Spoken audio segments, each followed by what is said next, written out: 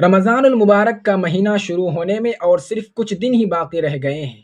رمضان کے لیے خود کو تیار کیجیے اور اس کا دل کھول کر استقبال کیجیے، کیونکہ رمضان کے استقبال میں خود جنت کی آرائش و زیبائش ہوتی ہے۔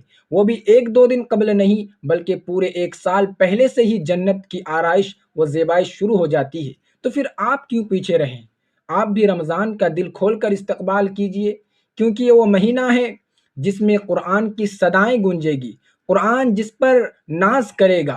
یہ وہ مہینہ ہے کہ لوگ مسجدوں کی طرف لپک پڑیں گے اور مسجد لوگوں سے کھچا کھچ بھرنے لگیں گے، اور جو کل تک مسجدوں کی دہلیز پر دستک نہیں دیتے تھے وہ بھی مسجدوں کو آباد کرنے لگیں گے۔ قرآن کی تفاسیر بیان کیے جائیں گے، احادیث پڑھی جائے گی، اور لوگ اپنی تھکن اور تکلیف کو دور رکھ کر صف بستہ کھڑے ہو جائیں گے۔